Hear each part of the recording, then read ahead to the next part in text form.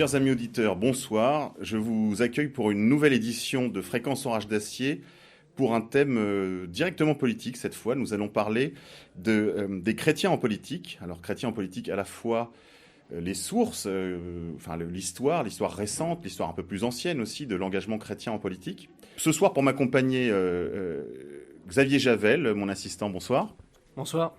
Et deux de nos camarades d'Academia Christiana, Victor Aubert et Julien Langella. Messieurs, bonsoir. Bonsoir. Bonsoir. Alors messieurs, nous avons préparé un menu pour cette émission qui devrait commencer par une brève présentation des activités de votre organisation. Academia Christiana, vous en êtes les deux architectes, les deux animateurs principaux, même si j'ai eu la joie de faire leur connaissance. Vous avez autour de vous une équipe dynamique de militants, soit dans le sud, en Normandie, en Île-de-France. Est-ce que vous pouvez nous dire, messieurs, parce que je crois que tous nos auditeurs ne connaissent pas votre jeune organisation, quels sont un peu les buts, les moyens d'Academia Christiana? Alors commençons déjà par les buts, Victor Aubert.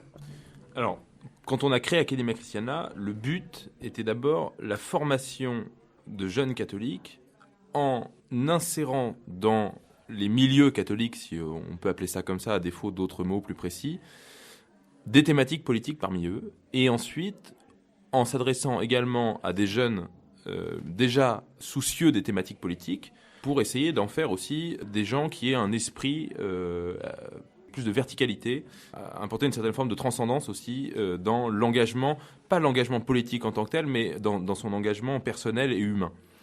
Donc au départ, on n'était pas vraiment parti sur une idée de formation pure, puis nous nous sommes rendus compte effectivement que cette formation pure, puisqu'on parlait de formation effectivement sur des sujets politiques, ça sert à rien de parler de politique si à un moment donné on ne rentre pas sur le terrain de la politique.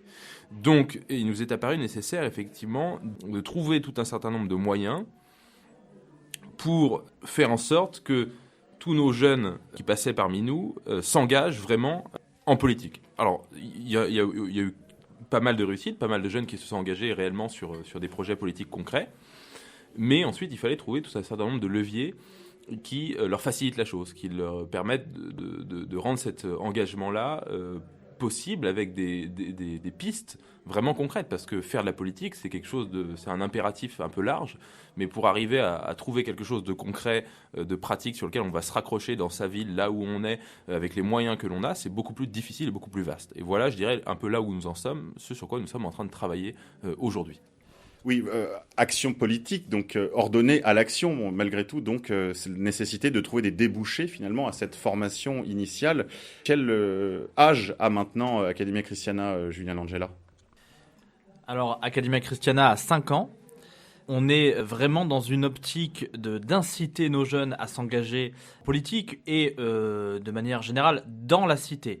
Il y a un texte marquant, les 1000 de Jean Housset. Jean Housset disait qu'il faut au moins 1000 catholiques déterminés dans tous les champs d'action de la société, que ce soit en politique pure, électorale, en politique dans les mouvements de jeunesse ou d'autres mouvements d'action, dans l'action locale, dans l'action nationale, dans l'associatif, dans les écoles, et on voit actuellement le boom des écoles libres.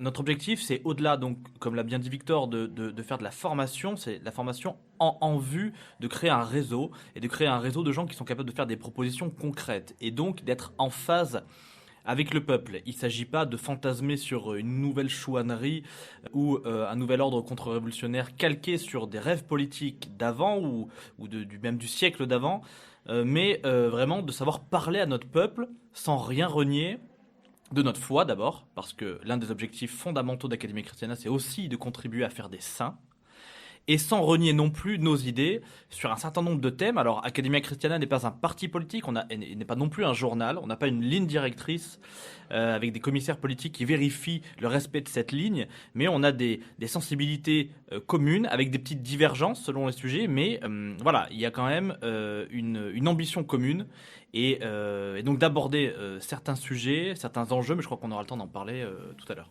Oui, on parlera en deuxième partie de l'émission. Juste peut-être rappeler que donc cet été, c'était donc la 4e édition de vos universités d'été qui se tiennent à Sées, en Normandie. Alors Victor, un petit bilan peut-être pour cette université de 2015-2016. Nous avons reçu cette année beaucoup d'intervenants prestigieux, à savoir un évêque hongrois, dont on reparlera tout à l'heure dans l'émission. Nous avons reçu également Jean-Yves Le Gallou, que les auditeurs, téléspectateurs de TV Liberté et de Radio Liberté connaissent bien.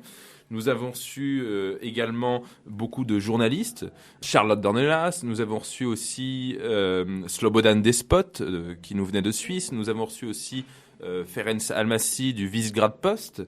Nous avons reçu également, comme chaque année, de nombreux prêtres, de jeunes prêtres, engagés dans des apostolats très vivants, qui sont capables de nous redonner effectivement tout un espoir et effectivement une certaine forme de jeunesse d'esprit au contact de tous ces prêtres.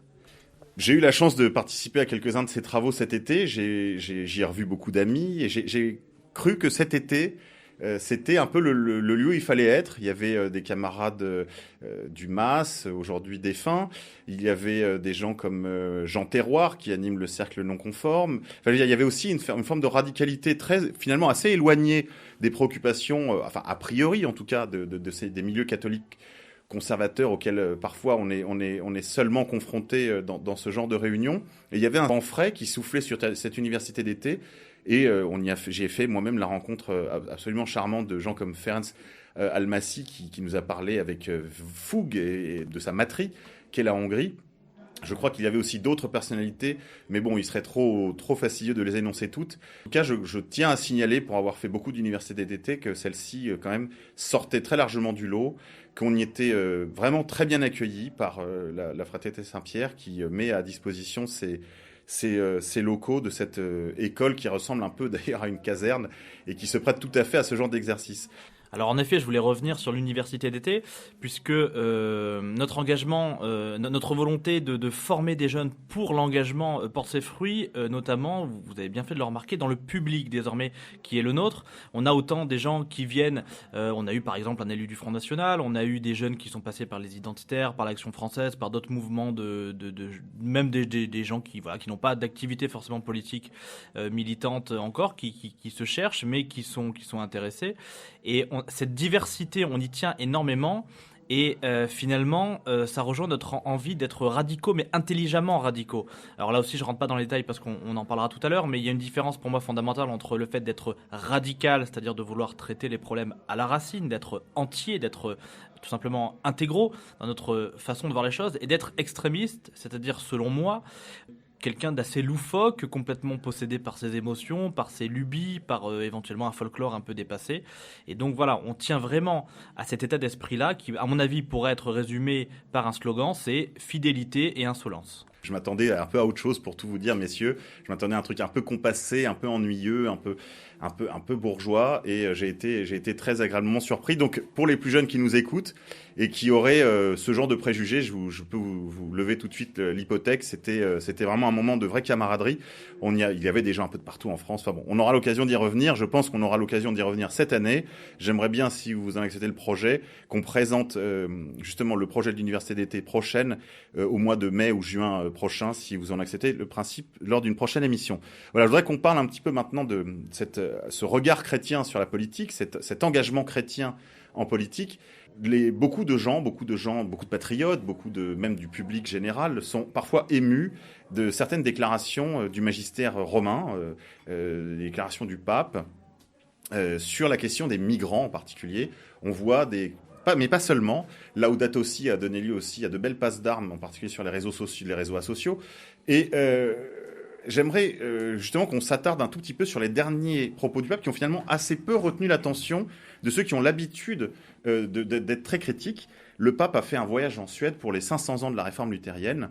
Ça a fait couler là aussi beaucoup d'encre. Beaucoup de gens de la tradition y ont vu une forme de défaite en rase campagne, puisque personne finalement ne demandait à la tête de l'Église de Rome, finalement, de se rendre à ces commémorations. Il l'a fait dans un esprit probablement très empreint d'œcuménisme.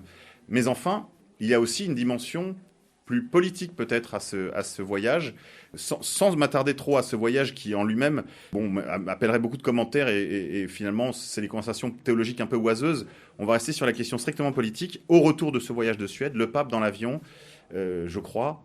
Enfin, il est coutumier des déclarations dans les avions, mais il n'est pas le premier, il n'est pas le dernier pape, je pense, à s'être rendu coutumier de ce genre de pratiques, qui sont un petit peu déplorables d'ailleurs, parce que c'est pas, je crois, l'endroit le plus approprié pour faire des déclarations politiques.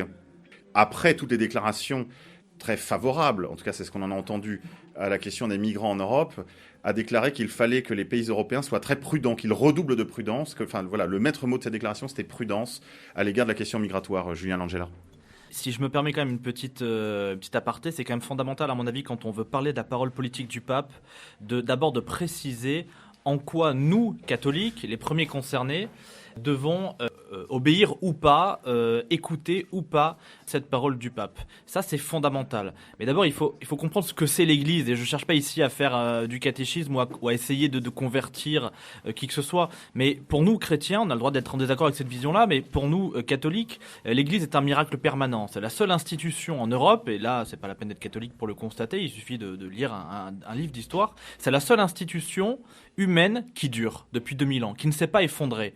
Pour nous, c'est le signe, la confirmation plutôt de la promesse du Christ. Tu es pierre, sur cette pierre je fonderai mon église et les portes de l'enfer ne prévaudront point contre elle. Le Christ dit ça au premier pape, à Saint-Pierre. Et donc l'église n'est pas seulement une institution humaine, elle est une institution spirituelle, divine, soutenue par la grâce de Dieu. Et donc le pape peut dire des erreurs en politique, dans le domaine social, etc. Mais sur le plan de la foi et de la morale, comme ça a été précisé lors du Concile Vatican I en 1871, si je ne me trompe pas, enfin dans la deuxième partie du 19e siècle.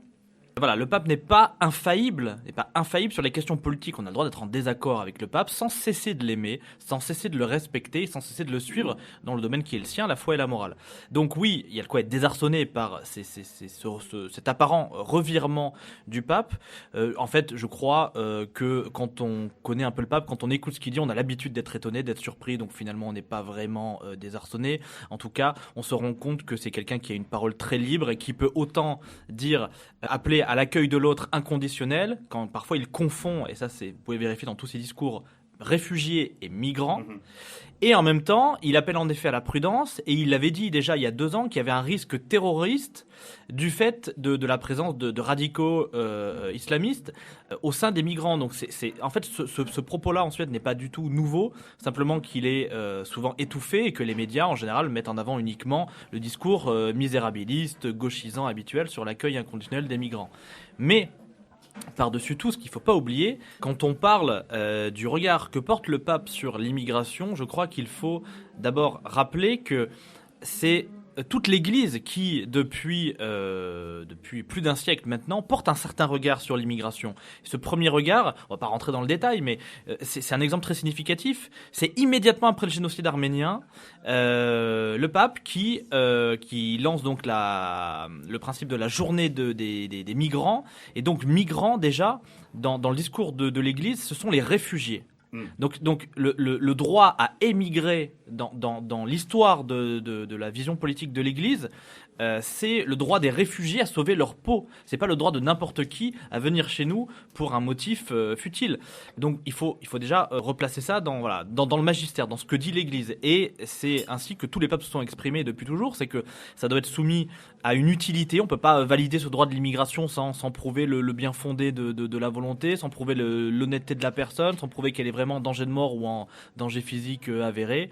Et donc relisons, réapprenons à aimer la parole de l'Église sur ce sujet et ne soyons pas des ultra-communicants à se repaître de ce que disent nos ennemis dans les médias sur l'Église, parce que je trouve que ça c'est une tare qu'on doit vraiment dénoncer.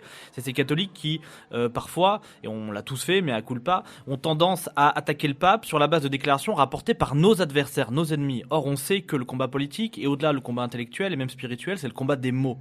Donc extrême prudence dans ce domaine-là. Rapportez-vous toujours aux discours qui sont en général publiés sur le site du Vatican. Quand vous voyez que Libération ou le Nouvel Obs a dit, le pape a dit ceci, non, allez voir sur le site du Vatican. Ça, c'est, je crois, un point très important que je voudrais souligner. C'est, en effet, il y a une espèce de cécité. C'est-à-dire qu'on passe notre année à critiquer les masses médias, les biais, les travers, les mensonges, la désinformation systématique qui habite ce système masse médiatique. Et Dès que c'est le pape, alors là par contre c'est parole d'évangile et on privilégie toujours finalement le verbatim de Libération ou du Monde, alors qu'en effet, Julien, tu le rappelais avec raison, il faut retourner au texte, à la citation précise, et surtout remettre tout ça à la lumière du magistère, tu le disais à l'instant, en particulier sur la doctrine catholique, sur on pourrait dire sur l'immigration en général, et sur la possibilité qui est laissée aux humains de sauver leur vie, mais les conditions aussi qui doivent être faites par les pays d'accueil à ceux qui émigrent, et donc on ne peut pas accueillir à n'importe quelle condition, et de la même manière, l'émigration crée des devoirs nombreux aux migrants, à commencer par le respect des mœurs, des lois des pays qui les accueillent. Aussi, il est important, je pense, de remettre un petit peu les choses à leur place, notamment par rapport à la parole pontificale. Il se trouve que, en particulier depuis l'invention, le lancement des masses médias, mais ce qui remonte déjà au début du XXe siècle, eh bien, la place de la parole pontificale a connu une certaine forme d'hypertrophie dans la vie de l'Église. Autrefois, le pape était à Rome. Finalement, le nombre d'encycliques produites par les papes jusqu'au XIXe siècle était vraiment un nombre infime. Et il y a eu effectivement, à partir du XXe siècle, une tendance chez les papes à une surproduction de textes ou de discours. Et petit à petit aussi, bien évidemment, avec l'évolution technique et technologique des moyens de communication, qui font que tout d'un coup, la parole pontificale a occupé une place énorme dans la vie du chrétien. Ce n'est pas une nécessité dans la vie du chrétien que de vivre en permanence à l'écoute des propos du pape. Ce qui guide la vie du chrétien, c'est quand même d'abord, effectivement, les dogmes, le catéchisme et l'écriture sainte. Et les prédications qu'on a à la messe le dimanche, bien évidemment recadrées avec tout un certain nombre de doctrines. Je renverrai nos auditeurs les plus intéressés par cette question-là et qui voudraient vraiment l'étudier de manière très sérieuse et très pointue vers les œuvres de l'abbé Bernard Lucien, qui est un peu un de nos pères à Academia Christiana, qui a écrit un ouvrage qui s'appelle « Les degrés d'autorité du magistère ». Et donc là, c'est vraiment cette place sur justement la question de l'autorité du magistère, etc., qui est traitée de manière vraiment la plus sérieuse. Et c'est un ouvrage vraiment de référence pour ceux de nos auditeurs que ça intéresserait. Mais ce que je voulais effectivement dire, c'est qu'il faut bien comprendre que dans le contexte actuel, il y a cette place à la fois technique en termes de diffusion d'un message et cette place effectivement du fait qu'on soit en permanence en train de commenter et d'être toujours dans l'écoute de ce message, alors qu'en vérité, les papes sont même parfois, enfin je pense que c'est le cas du pape François, il est presque poussé et obligé finalement de parler tout le temps. Alors que finalement, ce n'est peut-être pas uniquement son rôle de pasteur de l'Église.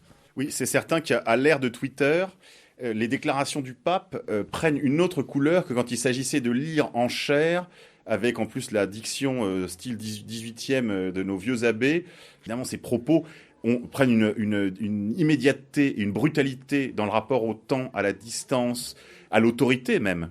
Parce que c'est une chose que d'entendre un prêtre en habits sacerdotaux, du haut de sa chair, déclamer une encyclique qui a été mûrement réfléchie pour lui donner le sérieux, la profondeur et le caractère justement d'autorité d'un tel texte, et une déclaration, comme je le disais tout à l'heure en introduction, dans un avion, entre deux portes, une espèce de confidence à des journalistes invités, VIP, dans un avion, au retour d'un voyage en Suède.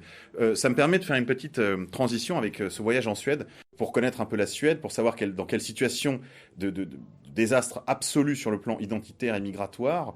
Je pense que le spectacle de la Suède contemporaine a dû émouvoir le pape François, ce qui n'est pas peu dire, parce qu'il est pourtant très ouvert sur ces questions politiques, il est très très ouvert, beaucoup trop à mon avis, marqué par une culture de l'Église des années 70 qui est très largement dépassée par ailleurs.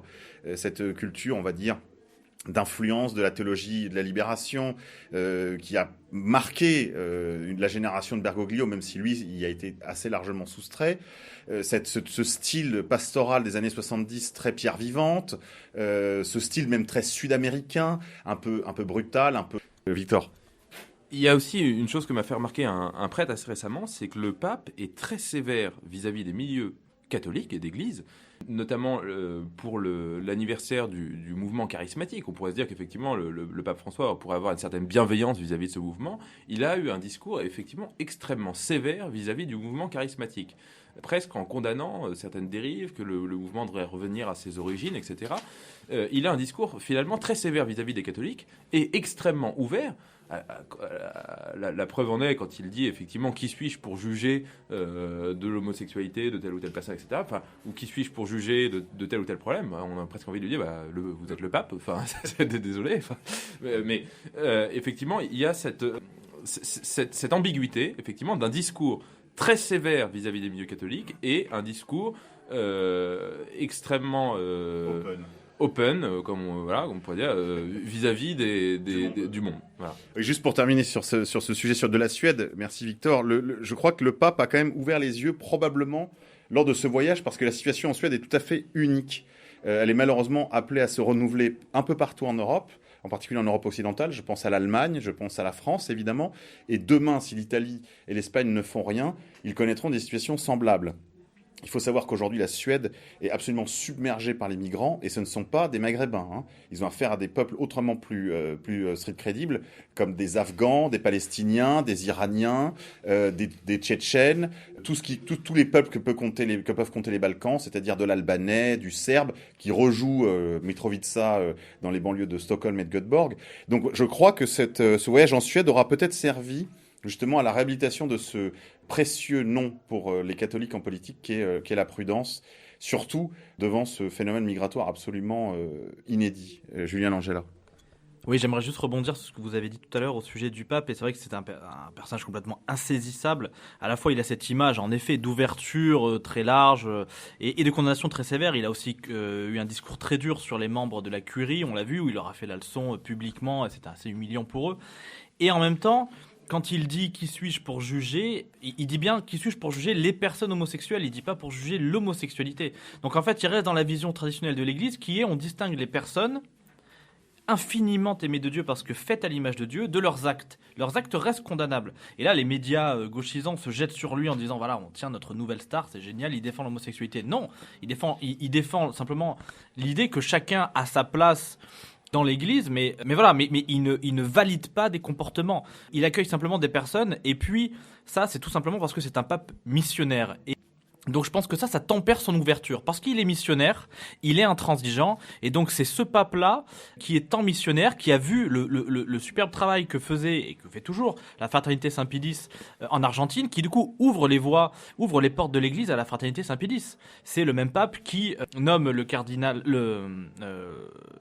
Monseigneur Sarah, préfet de la congrégation pour le culte divin, et puis c'est ce même cardinal qui s'empresse un an après de dire maintenant on dit la messe ad orientem. Donc face au bon Dieu. Donc c'est quand même un pape complètement insaisissable. C'est ce même pape qui, ça c'est très important aussi quand même dans la formation d'un homme, à savoir, qui a lutté contre la théologie de la libération. Il a certainement été influencé parce que c'est un homme de cette génération-là. Mais il a lutté contre la théologie de la libération. Il l'a fermement condamné quand il était évêque de Buenos Aires. Donc voilà, ce qui est intéressant dans ce pape-là, c'est qu'il est absolument insaisissable, qu'il échappe à tous les petits calculs de parti, les calculs de petits mondains dans l'Église qui essaient de se ménager une place au chaud en attaquant l'adversaire qui serait trop ceci ou pas assez cela. Et finalement, ça c'est encore une preuve, une de plus, j'y tiens, de la nature divine et absolument miraculeuse de l'Église. Alors, un nom a été évoqué, le nom de Monseigneur Sarah. Il a lui aussi fait des déclarations absolument fracassantes qui ont un petit peu peuplé ces derniers jours les réseaux asociaux, malgré l'actualité écrasée par l'arrivée de l'éléphant Donald Trump. Est-ce qu'on pourrait rappeler un peu la teneur de ses propos et en donner un bref commentaire, Victor Aubert ? Pour nos auditeurs qui n'auraient pas entendu parler du personnage, Monseigneur Sarah donc est un évêque africain qui a passé toute sa carrière épiscopale, donc sa carrière d'évêque, son rôle d'évêque et de pasteur, en Afrique. Il est noir. Il est noir, effectivement. Il est important de le rappeler à la radio. Et il s'est retrouvé à lutter donc contre des dictateurs africains, parfois même à être menacé de mort dans son propre pays, parce qu'il a refusé, c'est un homme qui a une certaine art de la diplomatie, mais qui a quand même refusé toute compromission. Quelqu'un d'assez exemplaire, un homme d'église dans une Afrique tourmentée, et qui s'est retrouvé donc effectivement télescopé à la curie romaine. Il passe d'évêque africain à cardinal romain, et il se retrouve finalement occuper la place du cardinal le plus conservateur de la curie romaine. Il y a eu actuellement au Vatican une certaine forme de purge de tous les cardinaux conservateurs qui se retrouvent finalement à occuper des places honorifiques mais sans véritable pouvoir ou responsabilité. Et il y a cet ovni, Monseigneur Sarrat, qui occupe effectivement une des places clés de la curie romaine. Alors, je suis incapable d'expliquer le pourquoi, le comment de la chose, mais il a fait très récemment de nombreux voyages en France. Beaucoup de journalistes français s'intéressent à lui, notamment notre amie Charlotte Dornelas. Et il a accordé une interview pour le site Boulevard Voltaire la semaine dernière, interview qui est parue donc la veille de l'élection de Donald Trump, dans laquelle il disait, alors je n'ai plus la citation exactement en tête, peut-être Julien. Il disait « Vous êtes envahis, quand même, par d'autres cultures, d'autres peuples, qui risquent à terme de vous dominer et qui peut causer votre disparition. » Et il s'adresse ainsi aux Français et aux Européens. Voilà, on a un discours qui dénote beaucoup du discours ambiant, ou du discours en tout cas tel qu'il est filtré par les médias, discours qu'on attribue généralement à l'Église. Discours, effectivement, habituellement, des évêques de France, discours... Oui, parce qu'il y a eu une déclaration récemment aussi de la conférence des évêques de France qui, je crois, était là aussi, comme elle est empreinte de cette langue caoutchouteuse langue de buis et caoutchouteuse et bisounours, malgré tout, il y avait des choses dans cette déclaration qui sont passées assez inaperçues du fait qu'elle ressemble aux 25 dernières déclarations de la conférence des évêques de France, c'est-à-dire cette langue aseptisée, très politiquement correcte, qu'on croirait sortie soit de la littérature syndicale, soit de la littérature d'association de parents d'élèves, c'est-à-dire que c'est toujours le vivre ensemble, faut faire attention aux amalgames, il faut laisser personne sur le bord du chemin. Enfin, en gros, on va faire une grande ronde autour de la terre. Mais en dehors de ce style, de ce langage, de ces champs lexicaux finalement très pauvres et finalement assez peu pertinents, il y avait malgré tout quelques lumières, malheureusement un peu étouffées sous le boisseau. Je renverrai, pour ceux que ça intéresse, pour une lecture intelligente de ce texte, à l'article brillant à l'analyse brillante qu'en avait fait Gérard Leclerc, éditorialiste à Radio Notre-Dame et à France Catholique. Ancienne revue quand même de quelqu'un comme Jean de Fabrègue, donc on n'est pas très loin quand même de nos bases sur ce sujet. Mais enfin, pour revenir à Monseigneur Sarrat, propos fracassants, propos d'une clarté, d'une netteté absolue. Voilà, il y a un risque de grand remplacement, pour tout dire. Ce ne sont pas ces termes, mais c'est l'idée. Cela nous amène à une question peut-être plus de fond, Victor Aubert. C'est, je crois, un peu le sens de l'engagement d'Academia Christiana. Est-ce qu'il y a place aujourd'hui pour un combat identitaire, patriotique, pour des catholiques français européens? Alors, question difficile.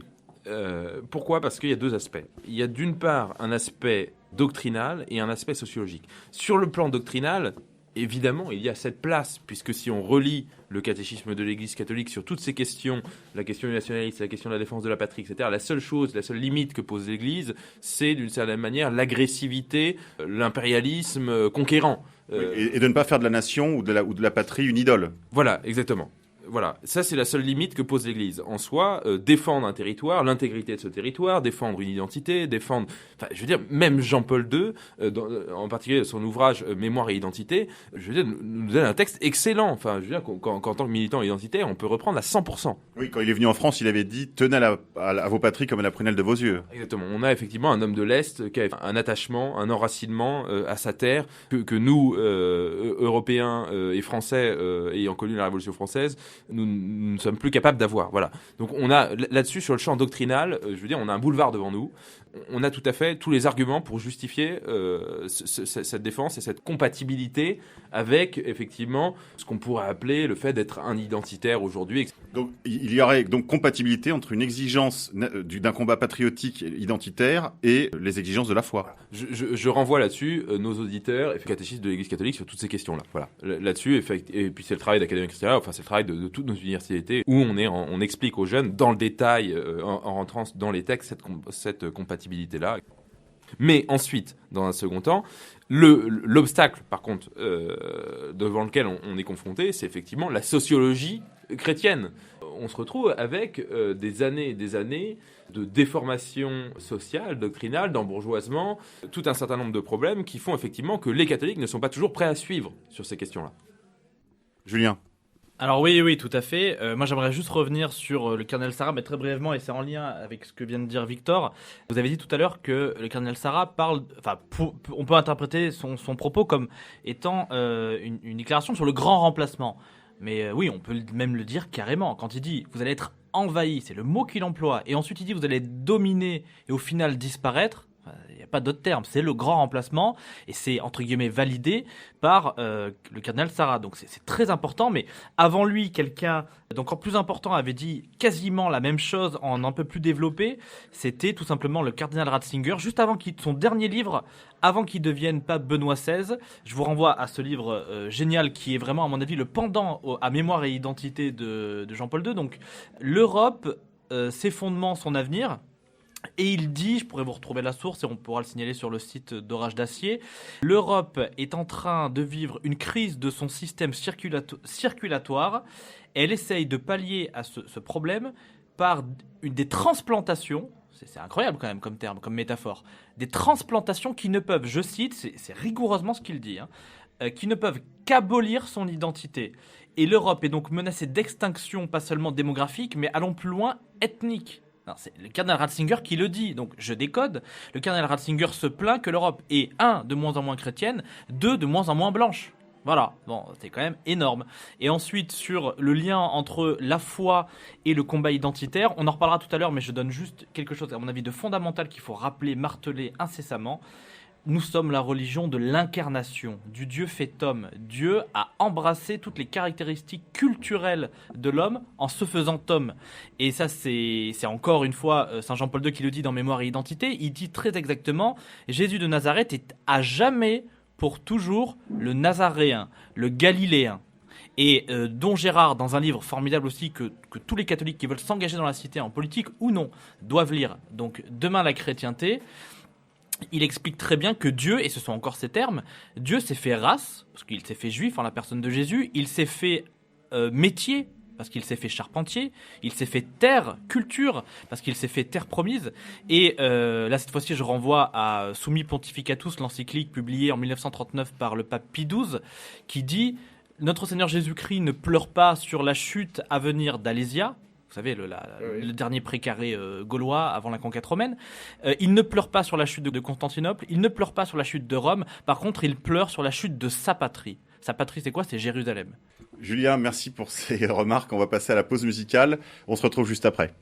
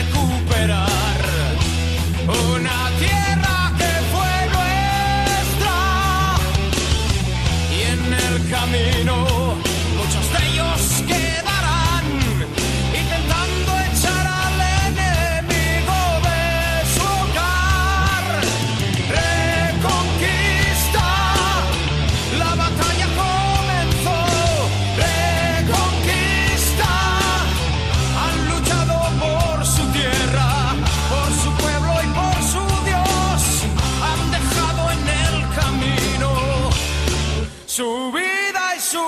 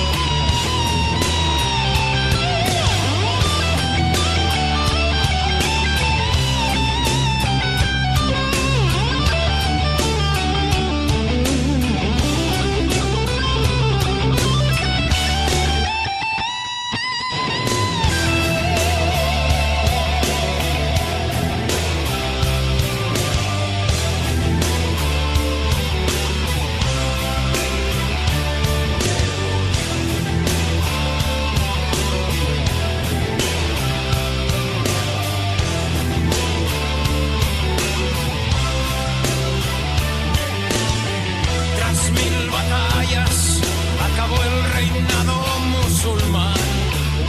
Y esta tierra fue ya nuestra. Y en el recuerdo una imagen quedará, la mirada de unos ojos tristes al marchar. Reconquista, la batalla comenzó. Reconquista, lo que un día como hombre no supiste defender. Al dejar tu tierra lloras como llora una mujer.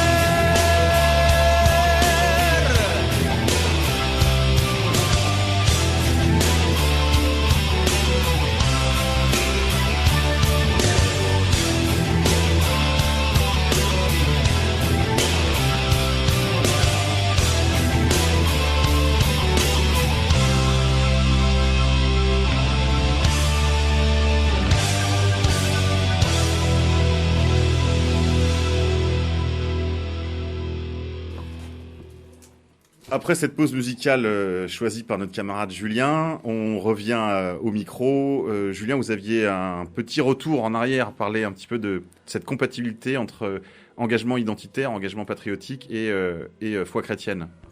Oui, je crois que c'est absolument fondamental. On peut trouver en effet toutes sortes de raisons intellectuelles et politiques pour lier la question identitaire à la question de la foi, c'est-à-dire l'amour de la patrie, l'amour du bon Dieu. Et il est vrai que l'amour ne peut pas se diviser.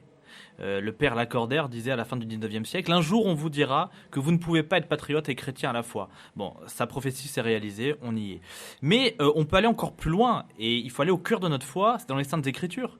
C'est-à-dire que dès le début, en effet, Dieu a élu un peuple et il ne s'agit pas de faire de la fascination, vous savez, d'être dans l'exotisme. Il ne s'agit pas d'être dans la fascination pour l'autre, mais simplement de comprendre que parce que Dieu a élu un peuple, alors il nous a donné un surcroît d'arguments pour aimer notre peuple. Parce qu'il a élevé des réalités naturelles à une dignité supérieure en embrassant toutes ces réalités par l'incarnation.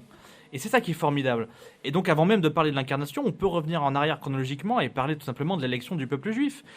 Je vous renvoie notamment à ce livre qui est fondamental, et s'il n'y a qu'un seul truc à lire sur la thématique catho-identitaire, c'est ça.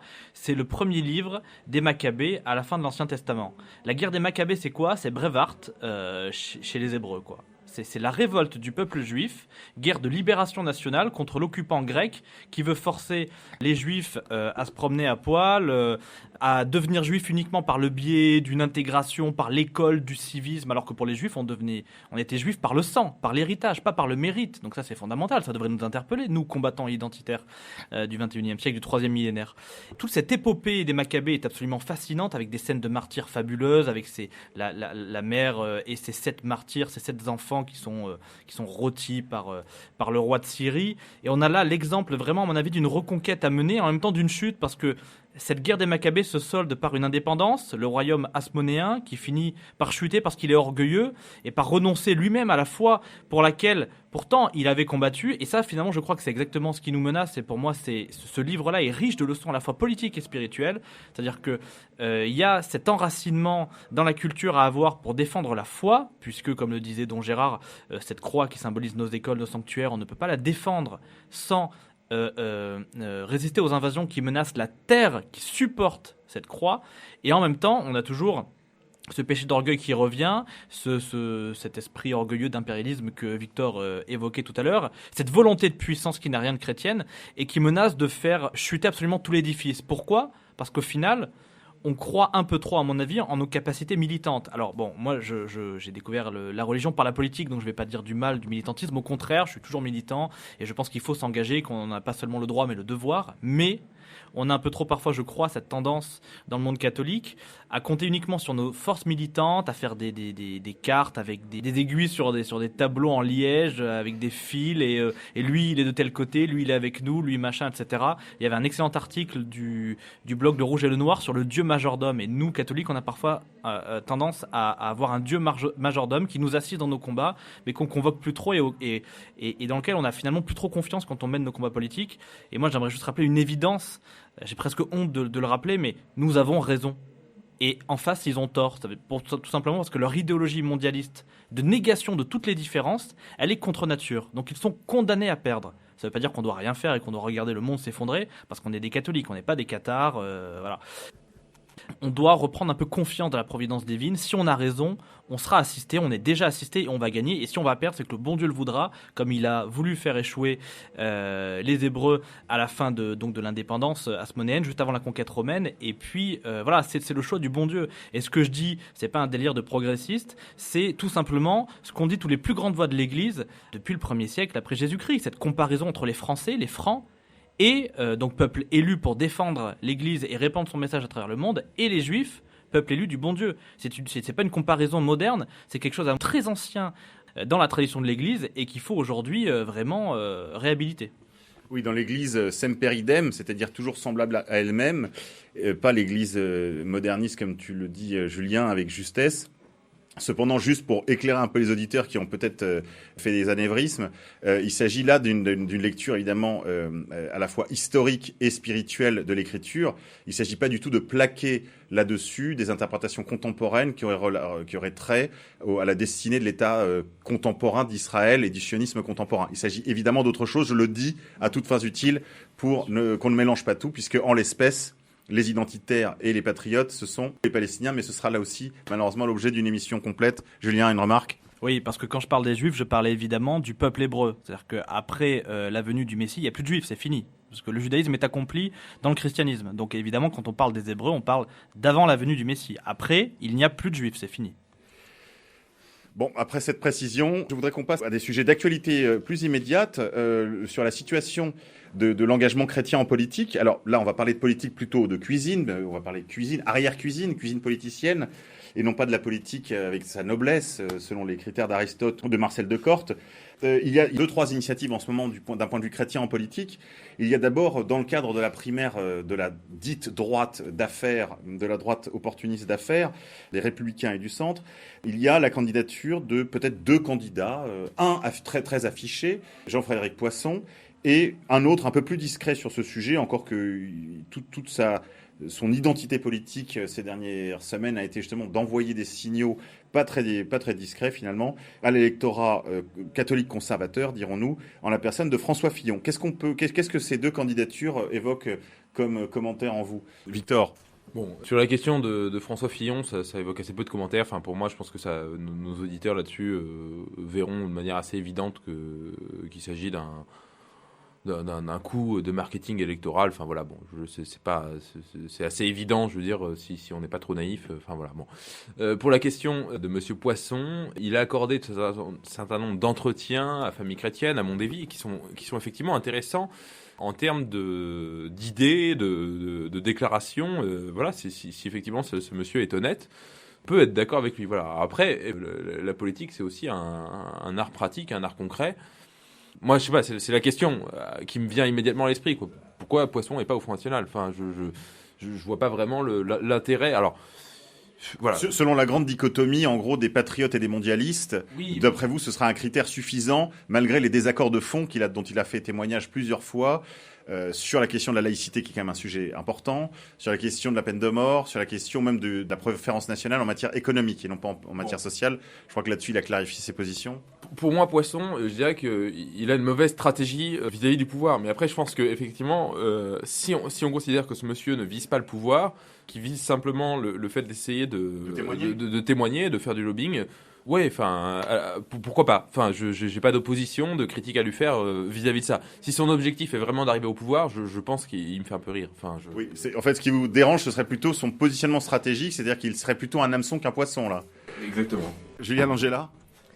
Oui, bon, sur Poisson en tant que candidat potentiellement éligible, bon, on a tout dit. Moi, j'aimerais juste faire ressortir un point de son programme.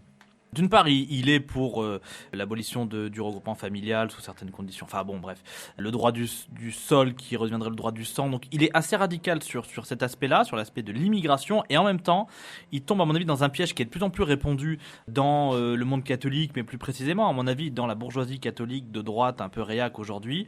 C'est le contractualisme. Et ça, c'est fondamental, il faut en parler. Alors, c'est un mot en isme, ça fait un peu peur, mais c'est très simple. Il dit... la France doit passer un contrat avec les musulmans dans lequel elle dit clairement ce qu'elle attend d'eux. Sous-entendu, on leur a jamais dit. Donc en fait, finalement, c'est un peu de notre faute, quoi, tout ce qui se passe en ce moment. Et puis en échange, elle garantirait aux musulmans des conditions de culte décentes. Non, mais enfin, c'est une plaisanterie. Les conditions de culte des musulmans, elles sont plus que décentes. Je veux dire, ils se passent de notre autorisation, hein, donc pour construire des mosquées ou occuper des lieux et en faire des salles de prière.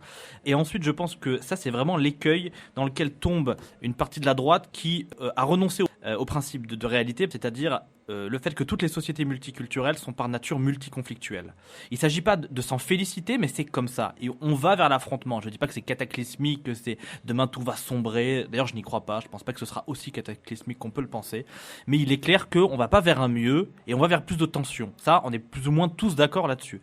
Et donc, essayer de sauver le vivre ensemble vraiment au bord du gouffre en disant « Mais non, mais on va passer un contrat », c'est quand même incroyable. On a toute la frange réactionnaire du monde catholique français, enfin bon, peut-être pas toute, une partie notable à mon avis, qui vient de se ranger du côté de Jean-Jacques Rousseau et de dire on va passer un nouveau pacte social avec les musulmans et finalement on va leur tendre une main bien ferme, bien virile. Ces gens-là sont en train de revivre l'empire aux 3 couleurs, le colonialisme de papa, sauf que ça c'est terminé. On a en face de nous pas des gens, pas des individus, mais une société constituée, donc qui a des mots d'ordre, des ambitions à un échelon collectif. Ça veut dire qu'ils répondent comme un seul homme à ce que nous, on peut leur avancer. On n'est pas en situation de pouvoir, on n'est pas en situation de leur imposer quoi que ce soit. Ils n'ont pas besoin, pour vivre bien dans ce pays, de s'intégrer, de s'assimiler ou de passer un contrat avec nous. Ils se passent de notre avis. Donc, il faut arrêter de prétendre avoir une main sur ces gens. Ce n'est pas le cas. Il faut faire ce constat d'échec-là. Ce n'est pas possible. Et donc, penser à d'autres sorties de crise. Je n'ai pas la réponse toute faite, mais il me semble évident qu'on peut d'ores et déjà envisager une remigration progressive. Voilà, je m'avance un peu, peut-être qu'on aura le temps d'en reparler plus tard. Mais il est évident que ni contractualisme, ni assimilation n'est désormais possible, tout simplement parce qu'on assimile des individus, pas des peuples. Et deuxième raison, parce qu'on ne francise pas des gens à coup de décret. Politique d'assimilation, en fait, c'est un oxymore. Les gens s'assimilent par société, par capillarité, parce qu'on a des amis ensemble à l'école, parce qu'on travaille dans la même usine, c'est tout. Et quand l'assimilation ne se fait plus, et qu'on en vient à dire mais il faut assimiler des gens, c'est qu'en fait ce n'est déjà plus possible, puisqu'il n'a jamais existé de politique d'assimilation. On n'a jamais imposé des cours de cuisine, on n'a jamais obligé les Italiens à savoir faire une blanquette ou à connaître l'histoire de France. Il faut arrêter, c'est des blagues, on leur a jamais rien imposé. Ils sont devenus français parce qu'ils étaient déjà compatibles avec nous, ce qui n'est pas le cas des Afro-musulmans qui sont, selon Michel Tribala, excusez-moi, c'est absolument énorme, 20%.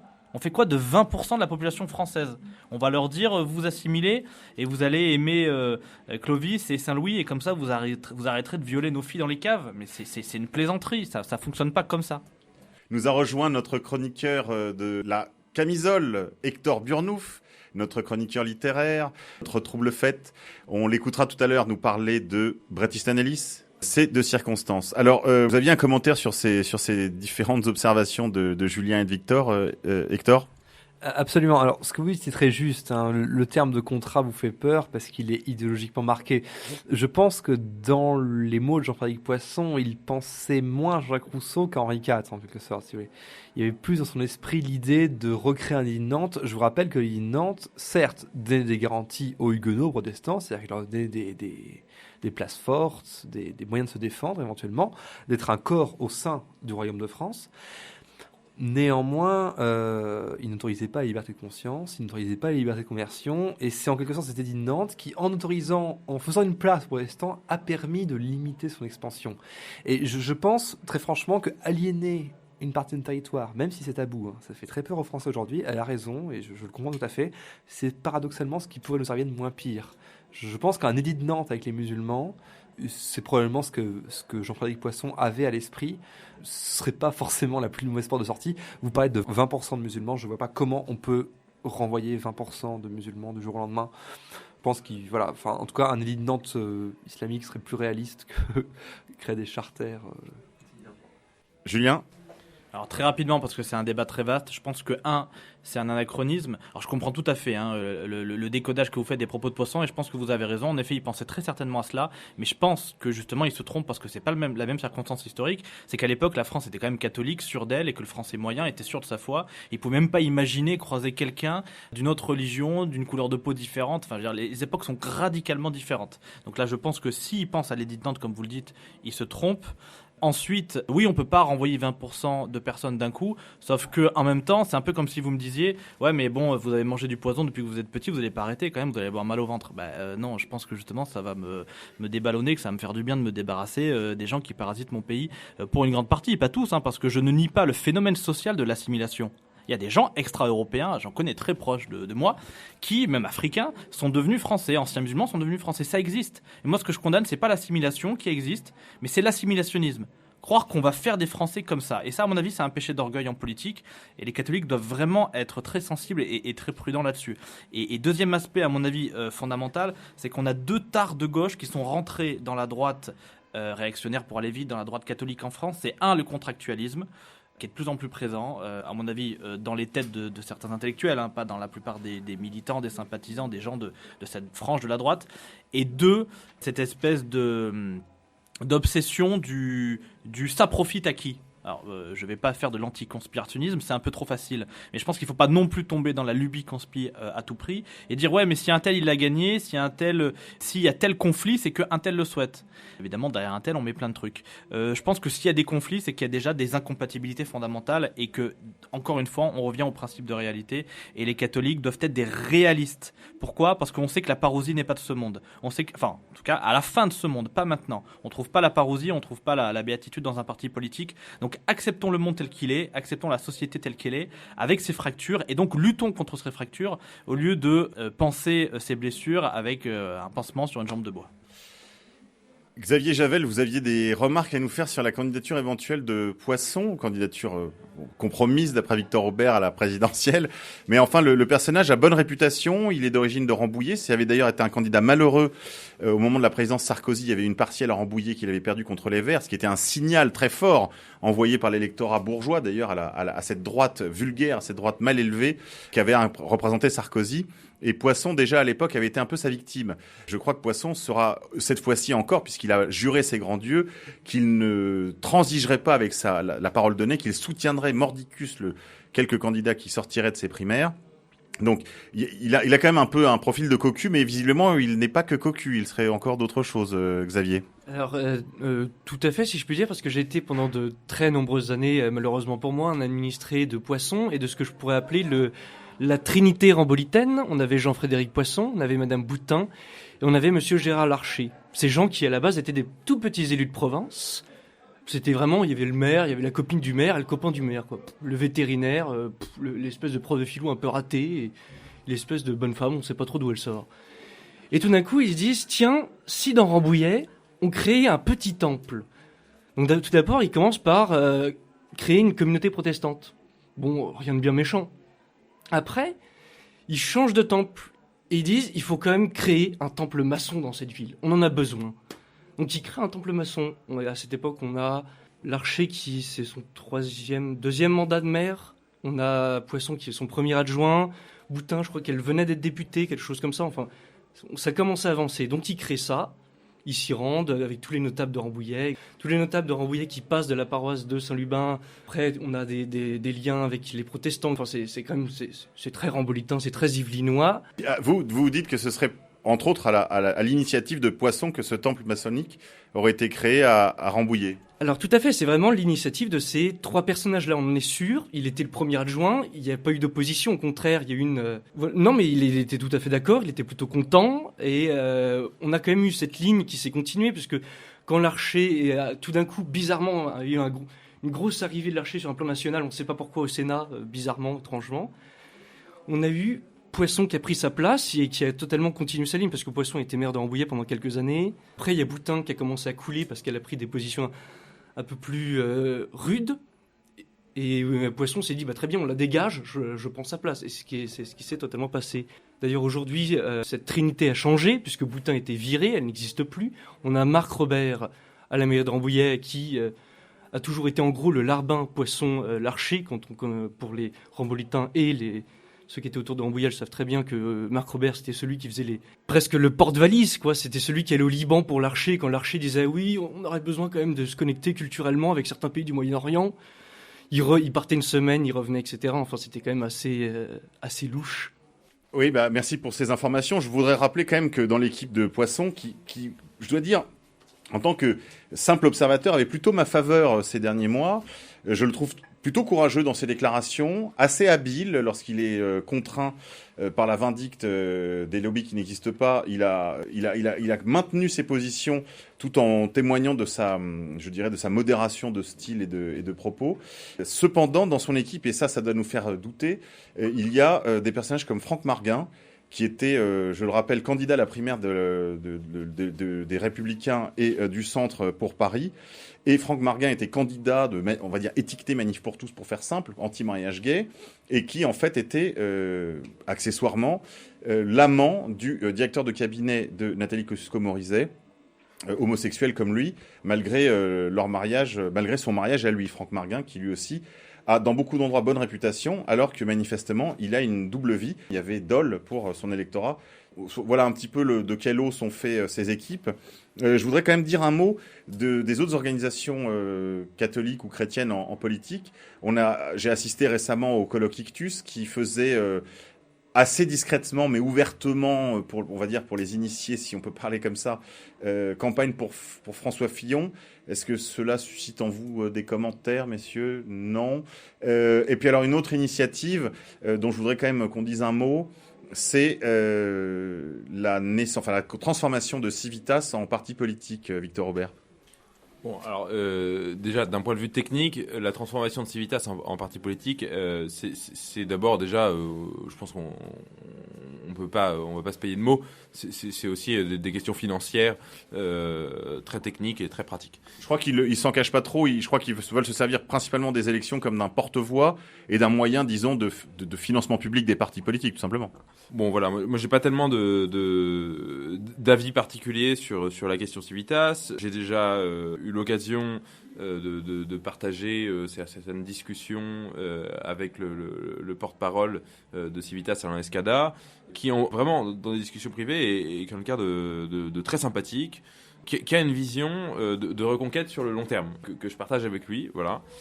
Voilà. Après, nous, effectivement, c'est vrai qu'à l'Académie Christiana, on n'est pas, si vous voulez, dans une dualité avec Civitas, on fait un autre travail, voilà, tout simplement.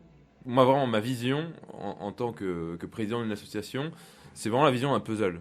Je pense vraiment, en gros, qu'on a chacun à sa place, et chacun à sa place peut œuvrer vers le bien commun. Voilà. Chaque association, même si elle peut avoir des buts variés, différents, peut avoir un rôle très positif.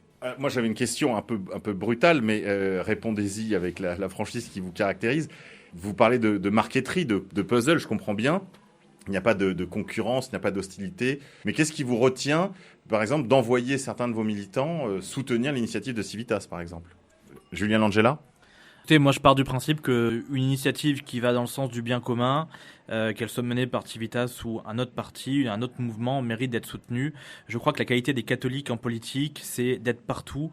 Et ce que je dis là, c'est pas un vœu pieux, c'est une réalité. C'est-à-dire que parfois on se dit il n'y a pas assez de cathos en politique. C'est vrai, mais il ne faut pas exagérer. On ne les remarque pas parce qu'ils n'ont pas forcément un Sacré-Cœur géant autour du cou. Simplement, ils sont actifs là où ils sont, au Front National, dans d'autres mouvements de jeunesse, ils sont partout. Et votre question renvoie à celle de l'engagement politique, de l'engagement des catholiques en général, du mode d'engagement. Et moi, je pense qu'on est efficace. Le critère, en fait, pour savoir où on s'engage, c'est la qualité de l'action, pour moi, plus que la qualité du mouvement. Les partis, les étiquettes, ça passe. Si l'action est bonne, elle va dans le sens du bien commun, on soutient. Et si l'année dernière, quand il y a eu toute cette polémique, vous vous rappelez sur les réseaux sociaux autour de cette grande église dans le nord de la France, je ne sais plus trop où, qui s'est transformée en discothèque, quoi, en fait, un soir, par des crasseux fumeurs de joint. Si tous les mecs qui font hashtag TMPR, tradi, mytho, pécho, mon cul, sur Internet, sur les réseaux sociaux, s'étaient mis devant cette église, s'étaient mis à une vingtaine de types et bloqué l'entrée, c'est fini, elle n'aurait pas été squattée, cette église. Et si... Allez, le 10e, même pas, le 20e des participants à la Manif pour tous s'était pointé devant Saint-Rita ne serait pas menacé aujourd'hui, on n'en parlerait plus. Pourquoi ? Parce qu'on l'aurait déjà récupéré. Donc voilà, à un moment donné, il faut savoir aussi saisir les opportunités, aller là où il y a des choses à prendre, des combats à gagner, sans forcément déployer les bannières, les étiquettes partisanes, les machins, mais aller là où notre intuition profonde nous commande de lutter pour le bien commun, et on a tous cette intuition-là au fond de nous. Alors, je voudrais maintenant qu'on passe un peu à l'actualité d'Academia Christiana, justement. L'heure avance, on se rapproche de la chronique d'Hector Burnouf. Alors, messieurs, qu'est-ce que vous pouvez nous dire, Victor Aubert ? Déjà, le bilan de ces 4 années d'Academia Christiana, et particulièrement de cette 4e université d'été, c'est qu'on ne vient pas à une action politique et un engagement politique par un simple vœu pieux pour s'exprimer comme il faut faire de la politique. On y vient par tout un processus long de maturation qui va se faire par déjà des relations très humaines et très amicales. La construction de relations amicales d'un groupe d'amis. D'une sociabilité, cette amitié politique dont parle Aristote, finalement. Voilà, exactement. Donc déjà, en fait, ce qu'on s'est aperçu, c'est déjà qu'il fallait qu'on consolide des amitiés avec tous ces jeunes qui venaient nous voir et qui venaient nous dire, moi, la politique, ça m'intéresse, j'ai envie de faire un truc, mais je sais pas quoi. Et moi, en tant que président d'Academia Christiana, parfois, je me retrouvais un petit peu honteux à me demander, en fait, qu'est-ce que je vais leur dire ? Parce qu'en fait, qu'est-ce qu'il y a à faire ? C'est pas évident. Enfin, il y a plein de trucs à faire, mais en fait, par où on prend le problème ? Un des aspects qui, pour le coup, celui-là est le fruit un peu de notre travail, notre réflexion, c'est effectivement, on va prendre le problème davantage au niveau du local. Ce qui nous est venu un petit peu aussi de par la fréquentation de nos camarades et amis de Dextra, c'est effectivement que il faut prendre un certain nombre de places. Il faut effectivement s'attaquer à la question du pouvoir. Voilà. Alors, sauf qu'on est dans un monde effectivement où le pouvoir n'est pas incarné dans une seule tête. Le pouvoir est multiforme, c'est un millefeuille. Ce que nous disait aussi notre cher camarade, le lieutenant Sturm, qui était là à Academia Christiana, qui nous a honoré sa présence. Le pouvoir, c'est un millefeuille, et il faut arriver donc à reprendre des places dans ce pouvoir-là. Donc effectivement, nous, on incite nos camarades à aller vers des places dans lesquelles il y a une certaine forme de pouvoir, et des places qui sont à notre portée. Ça peut être, par exemple, organiser des groupes de résistance à l'invasion migratoire très localement dans les communes dans lesquelles ils vivent. Et là, il y a du pouvoir dans le sens où il y a du soutien populaire. Exactement. C'est ça que vous appelez pouvoir, peut-être pouvoir au pluriel même, parce que le pouvoir, vous l'avez dit, est dilué. Donc il s'agirait justement de créer, de rentrer dans ces lieux de pouvoir à ouvrir. Typiquement, ces associations de voisinage, d'usagers, pour mettre la pression sur les élus. Ça, c'est une des choses dont on parlait un petit peu en préparant cette émission. Ça peut être quoi d'autre, Victor Robert ? Ça peut être, effectivement, Julien l'avait déjà évoqué, l'enseignement. Enfin, bon, moi, je parle en tant que professeur, enseignant. Dans l'enseignement libre, on a vraiment tout un champ d'action énorme. Et vraiment, avec énormément de choses à faire, de place à prendre. Je parle vraiment à nos auditeurs qui cherchent effectivement un métier cohérent avec leurs idées, sur lequel ils peuvent consacrer les choses. Vraiment, dans le métier d'enseignant, il y a beaucoup de demandes, beaucoup de possibilités. Alors, la demande, c'est pas bien payé, c'est pas payé bien cher, mais qu'est-ce qu'on se marre, comme on dit. C'est un métier dans lequel on est heureux et dans lequel on peut faire beaucoup de bien. Et on se met en cohérence, comme vous disiez, avec ses idées. Exactement, voilà. Il y a tous les champs de l'artisanat. On a beaucoup de nos participants, de nos militants, même des cadres d'Academia Christiana, certains cadres d'Academia Christiana qui sont artisans. Effectivement, ça nous est venu aussi avec la fréquentation de Dextra, la question de l'entrepreneuriat. Atteindre les capacités de son autonomie économique est effectivement une question cruciale aujourd'hui. Voilà. Mais là, vous dites ça dans un sens qui n'est pas strictement familial, semi-collectif, qui donc mêlerait en gros la vie professionnelle et la capacité à mettre en route des initiatives du fait justement de cette capacité financière. Il y a effectivement cette question qu'on se retrouve aujourd'hui confronté à une situation politique nouvelle, dans laquelle on n'a jamais été confronté auparavant. Donc effectivement, il faut à partir de là trouver de nouveaux moyens, inventer en fait des moyens. Et donc parmi ces moyens, effectivement, il y a, en fonction de tous ces contextes, l'autonomie, l'enracinement, donc l'entrepreneuriat, l'école, l'artisanat, par rapport à la question de l'enracinement en particulier. Voilà. Tout ça, ce sont des solutions, effectivement, qui ne sont pas forcément directement politiques. On peut qualifier de métapolitique. Voilà. Et encore une fois, ce n'est pas une fin en soi. C'est-à-dire qu'on essaye de brosser tout un certain nombre de choses qu'on peut proposer aux gens qui viennent chercher une formation chez nous. Parler de politique n'a aucun sens si on n'envisage pas l'action dans la foulée.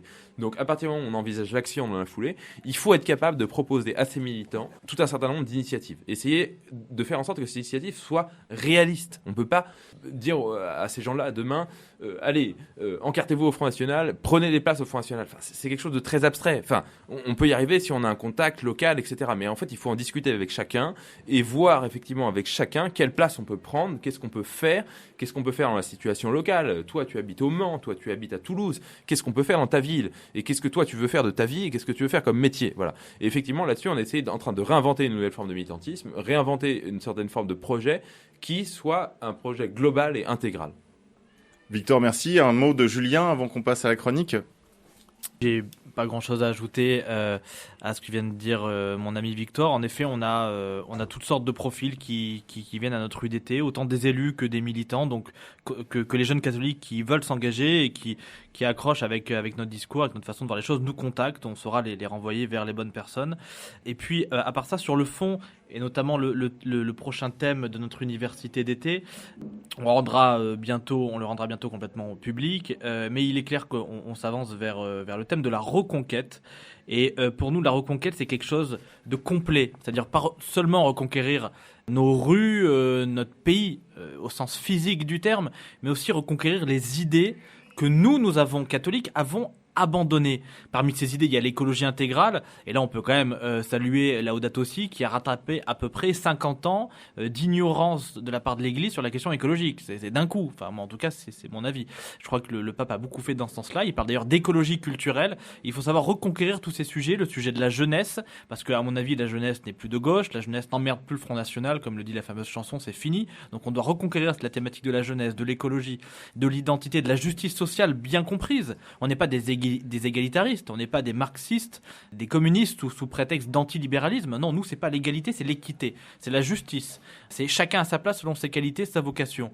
Et donc voilà, la reconquête, c'est la reconquête de notre terre, de notre culture, de notre langue, de notre foi, parce qu'encore une fois, je le répète, c'est fondamental. On n'est pas là pour faire des cathos en politique, comme d'autres font des cathos dans l'entreprise, oui. Mais on est là pour faire des saints. Voilà, des saints, et donc des saints chevaliers, des saints écrivains, des saints maîtres d'école, mais des saints partout, tout le temps, ici et maintenant. Oui, reconquête aussi des cœurs et des esprits. Il y avait une banderole tendue sur l'entrée de l'université d'été, reconquête des esprits. C'est un beau projet. Je crois que vous l'abordez en plus avec une certaine humilité, avec un certain réalisme, le sens du local, le sens des enjeux tout à fait contemporains que sont évidemment la question des migrants, par exemple, qui était au cœur aussi de nos échanges cet été. Messieurs, je vous remercie tous les deux. Victor, je crois que vous aviez un mot en conclusion. Je pense que le gros travail de l'avenir, à mon avis, pour l'Église, on a vu au niveau doctrinal, la voie elle est tracée. Le problème maintenant, c'est effectivement de lutter contre notre embourgeoisement. Et je pense que c'est vraiment la clé, à mon avis, de l'avenir. Essayer de se désembourgeoiser, essayer de désembourgeoiser nos amis catholiques. Parce que je pense vraiment que dans l'esprit bourgeois, nous avons quelque chose qui pourrit radicalement toute entreprise catholique. Et je pense que c'est vraiment ce travail-là, et peut-être ce qui distingue en particulier notre œuvre et notre conception, et peut-être une prise de conscience qu'on a faite, nous les fondateurs d'Academia Christiana, qui est voilà, le projet, notre cheval de bataille. Victor Robert, merci. Julien, merci. C'est l'heure de la chronique.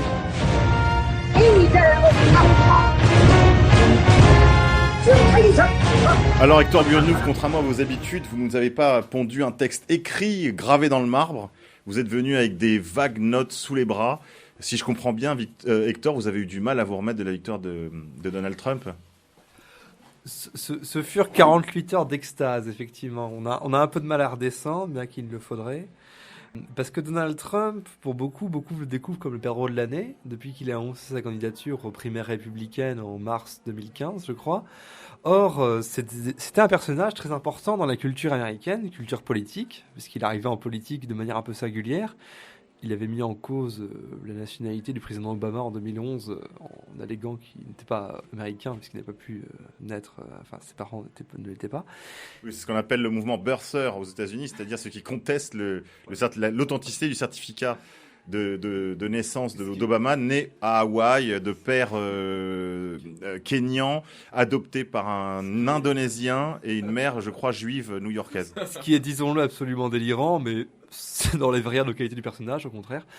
Donald Trump, c'était aussi un personnage de la culture de masse américaine, culture certes cinématographique. Je crois qu'il apparaît dans le Maman, j'ai raté l'avion en tant que grand méchant. Voilà.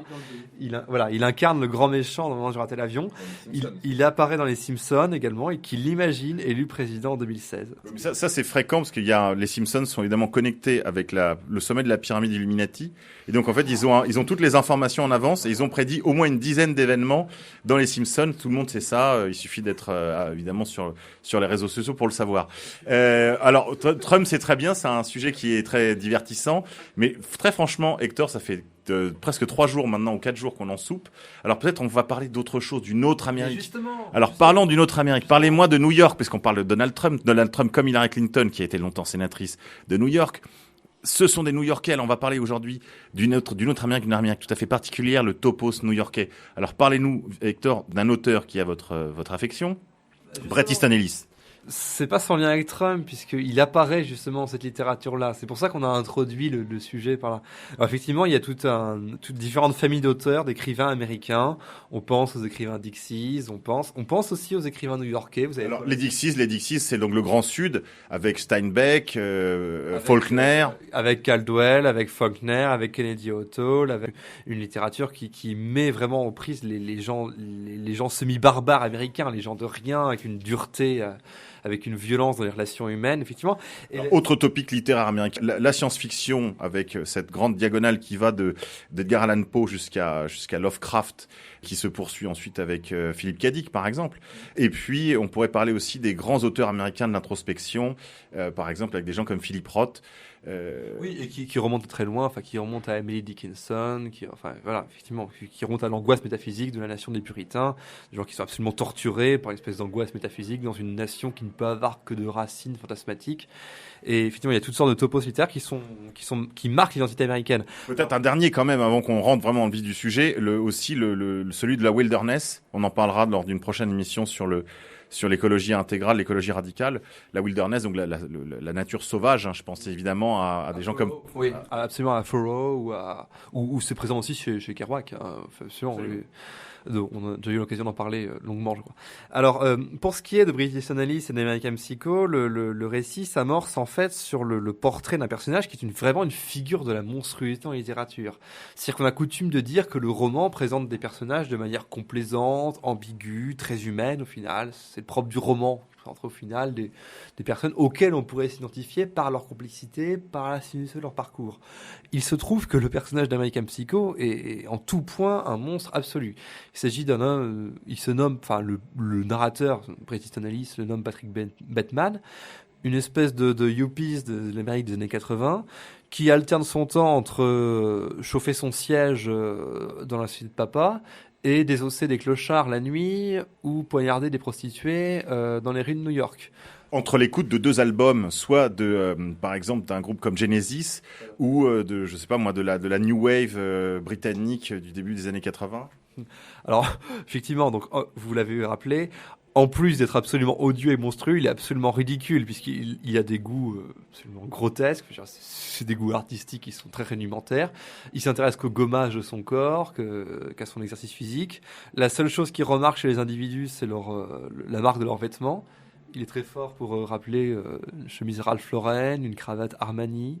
Oui, c'est la première fois qu'on voit apparaître autant de mentions publicitaires dans un roman, ce qui va inspirer par la suite des copycats français comme Bec BD, par exemple, qui fera ça aussi dans Windows of the World, je crois.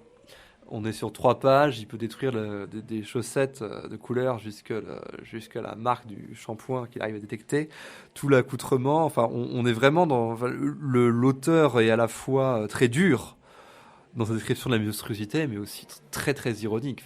Il se moque du personnage, mais... Là, je crois que c'est une critique aussi du nouveau... Enfin, c'est à la fois une critique et une hérédité du nouveau roman, avec les gommes, par exemple, de Rob Grillet, ou les choses de la poésie, les choses de Ponge. De Pérec. De Pérec, excusez-moi. Les choses, c'est absolument. Ponge, excusez-moi. Mais vous avez compris pourquoi l'allusion. Donc la présence justement de la chose, ou alors simplement à Sartre, dans La Nausée. L'omniprésence des choses comme être impénétrable et ubiquite. Les choses sont partout, elles nous colonisent, et elles colonisent jusqu'à son esprit. On va en revenir au style, à ceci près que ce soit chez Pérec, chez Ponge, il y a quand même une conscience de l'irréalité des choses. C'est-à-dire que Pérec, grâce à la langue française, qui est très riche en manière verbale, utilise un subjonctif qui permet quand même d'exprimer le désir qu'ont les personnages par rapport aux choses, et donc d'introduire leur réalité fantasmatique par rapport aux choses. Ce qui ouvre en fait sur l'essai, sur Baudrillard, sur Barthes, sur les mythologies. Alors que chez Easton Ellis, on a un contre-pied radical. C'est-à-dire que c'est un style qui est sec comme une feuille morte. On a un style de rapport administratif. On a un style, vraiment, le type constate qu'il porte une chemise Ralph Lauren, éventuellement il l'envie, éventuellement il désire la porter, mais ça s'arrête là. C'est-à-dire que le personnage du roman, qui est tout, c'est-à-dire tout ce qui se passe dans le monde, toutes les interactions sociales passent par la vie du personnage. On voit qu'il n'a d'idée à peu près sur rien, hormis éventuellement sur quelque envie. Alors, donc, on parle de ce style qui est un sort de style qui allie la sécheresse d'un rapport administratif à la violence monstrueuse des actions qui sont décrites. Là, on est un petit peu dans l'étranger de Camus aussi. Oui, il y a une imprégnation de cette culture nihiliste européenne, mais avec une ironie qui fait qu'on n'en sort pas du tout avec la même angoisse métaphysique qu'en refermant Camus. Hein. Clairement, on a plutôt envie de rire en refermant Easton Ellis. Cela étant, c'est là où ça m'intéresse, puisque le personnage introduit une sorte de complexité par rapport aux rapports sociaux qu'il développe. Bon, l'univers qu'il décrit en ce qu'il est, on l'a dit, cette confrontation entre une description très sèche et une action qui est complètement délirante. Je veux dire comment un type peut désosser 30 prostituées par semaine sans se faire prendre, personne n'y croit. Donc il y a quelque chose de très onirique là-dedans. Ce qu'on va retrouver dans l'adaptation au cinéma d'ailleurs. Oui, clairement. Et d'ailleurs, le cinéaste prend parti à la fin pour une lecture irréelle. C'est-à-dire qu'on comprend à la fin que pour le cinéaste, le personnage n'a rien vécu de ce qu'il prétend. Voilà. Bon.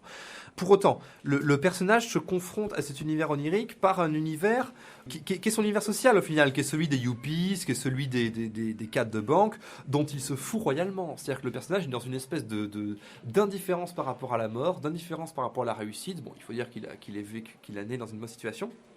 Il apparaît presque comme moins médiocre que les personnages qui l'entourent, que la bonne société new-yorkaise qui l'entoure. Et c'est en ça qu'il est intéressant, et c'est peut-être en fait, au final, la description de l'environnement qui le sauve. Et au sein de cette bonne société, donc, arrive une fascination pour Donald Trump. Justement, Donald Trump, qui était dans les années 80 déjà une figure de la culture de masse avant qu'il se pique de devenir président des États-Unis. Donald Trump apparaît, donc les yuppies de New York admirent beaucoup cette espèce de personnage déjà fantasque, physiquement comme moralement. Mais qui en même temps, tel qu'on le comprend dans la société, c'est-à-dire que c'est des gens qui certes sont superficiels, sont assez ridicules, sont assez grotesques, mais attachent beaucoup d'importance à leur apparence, à leur art de vivre. Ils vont pas dîner n'importe où, ils s'habillent pas n'importe comment, ils ne s'identifient pas à n'importe quelle personne, et ils s'identifient notamment à Donald Trump. C'est-à-dire que c'est en fait l'Amérique du capitalisme financier des années 50, des hommes de l'establishment, comme on dit, c'est-à-dire des hommes en cravate, de l'entreprise IBM, de Lehman Brothers ou de Goldman Sachs, alors qu'ils sont très décriés, mais qui en tout cas incarnent une certaine période de l'Amérique, des gens qui, sous Reagan, pouvaient faire la bourse avec une cravate, une pochette et des lunettes rondes, donc qui avaient malgré tout un certain style. Et si on prend l'ensemble de l'œuvre par rapport à ce que dit Easton Ellis dans American Psycho, si on prend l'ensemble de son œuvre, on voit qu'en fait, il introduit plus de complexité et de complaisance par rapport à l'univers dans lequel évolue Patrick Bateman dans American Psycho, que par rapport à certains de ses romans, notamment le roman californien, où là, on peut haïr Patrick Bateman, on peut mépriser Donald Trump dans le roman. Il y a un être quand même, il y a un être qui est très fort, il y a quelque chose de très romanesque dans ce personnage essentialisable, si vous voulez. Mais on ne trouve pas cette dimension-là dans ce qu'il dit de la Californie, si vous voulez. Il y a une autre partie du roman de Easton Ellis où il décrit le Californien, d'ailleurs c'est des romans très chiants, je vous le déconseille, comme le néant absolu. C'est-à-dire qu'il n'y a vraiment rien qui puisse éveiller ni le dégoût, ni la rage, ni l'essentialisation. C'est-à-dire qu'en fait, il y a quand même une confrontation entre une Amérique, oui, en cravate, un capitalisme financier des 50, et l'Amérique des connards des années 90, qui sont des milliardaires en shorts, qui sont des milliardaires en t-shirt, et qui sont ce qu'on glorifie, c'est-à-dire des gens comme Steve Jobs, etc., qui sont une espèce de la Silicon Valley, si vous voulez. Et donc, il y a cette confrontation que met au jour Easton Ellis entre le capitalisme californien et le capitalisme new-yorkais, et qui est au final pas si éloigné que ça de l'élection présidentielle qu'on vient de vivre. Hein. C'est-à-dire qu'il y a une Amérique traditionnelle, enfin, j'ai du mal à en 50s. Une Amérique 50s, voilà, qui un certain style par rapport à un autre, et qu'on annonçait battu, qu'on annonçait terminé. C'est-à-dire l'Amérique WASP, le capitalisme protestant, qu'on annonçait mort, et qui renaît brutalement, mais de manière totalement spectaculaire et inattendue depuis 2 jours. J'en reviens toujours pas, personnellement. Je crois que personne ici, d'ailleurs, ne s'y attendait. Et qui enfin, voilà. C'est faux. J'avais, comme tous les événements de la dernière décennie, je l'avais prévu. J'en doute pas une seconde, vous êtes connecté aux idéalités. Alors, moi-même, je n'en reviens pas, et je pense qu'encore une fois, le roman peut nous permettre d'accéder à une certaine mode d'explication du réel. Quand on est désarçonné par l'actualité, on peut passer par le roman pour le comprendre. Est-ce qu'il y a un roman californien ? Non, puisque la Californie n'est pas un état de gens tourmentés, de gens stressés, de gens angoissés. C'est un état de gens en général bien dans leur peau, ou quand ils sont mal dans leur peau, qui ont des stupéfiants pour le supporter.